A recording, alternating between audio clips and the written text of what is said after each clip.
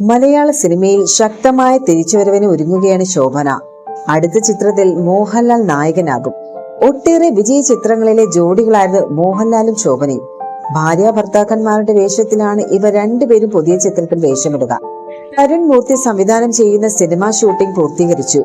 ഇൻസ്റ്റാഗ്രാമിൽ സജീവ സാന്നിധ്യമാണ് നടി ശോഭന. കേരളത്തിൽ മലയാള സിനിമയിലെ ഹേമ കമ്മിറ്റി റിപ്പോർട്ടിന്റെ പശ്ചാത്തലത്തിലുണ്ടായ വെളിപ്പെടുത്തലുകൾക്കും വളരെ മുൻപേ സിനിമാ ലോകത്ത് സ്ത്രീകൾക്ക് വസ്ത്രം മാറാൻ അനിവാര്യമായ സാഹചര്യം ഉണ്ടായിട്ടില്ല എന്ന് പറഞ്ഞ താരം ശോഭനയാണ്. ഒരിക്കൽ സാക്ഷാൽ അമിതാഭ് ബച്ചന്റെ ഇടപെടൽ മൂലം തനിക്ക് നല്ല രീതിയിൽ വേഷം മാറാൻ ക്യാരവനിൽ സ്ഥലം ലഭിച്ച കാര്യം ശോഭന പറഞ്ഞിരുന്നു. ഗുജറാത്തിലായിരുന്നു ഇത് നടന്നത്. മറ്റൊരു സന്ദർഭത്തിലും നടിക്ക് മോശം അനുഭവം ഉണ്ടായി. ആ ദുപ്പട്ട നിർബന്ധപൂർവ്വം എടുത്തു മാറ്റിയ ഒരു നിമിഷത്തിലൂടെ അവർ കടന്നുപോയിട്ടുണ്ട്. അത് ഷോക്ക് ഏൽപ്പിച്ചു എന്ന് താരം ഓർക്കുന്നു.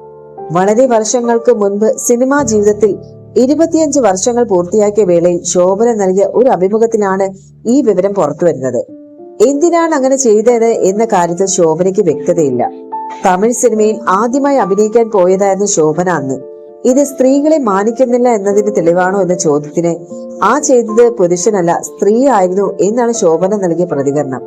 ഒരു പുരുഷന് വന്ന് അത്രയും സ്വാതന്ത്ര്യത്തോടെ ദുപ്പട്ട എടുത്തു മാറ്റാൻ സാധിക്കുമോ എന്ന് ശോഭനയുടെ മറുചോദ്യം, അമ്മ ഈ ദുപ്പട്ടയൊന്നും വേണ്ട എന്നൊരു സ്ത്രീ തന്റെ അടുക്കൽ പറഞ്ഞതിനാൽ ഈ വിഷയം അക്കാലത്ത് ലഘൂകരിക്കപ്പെട്ടു പോയതായി ശോഭന ഓർക്കുന്നു.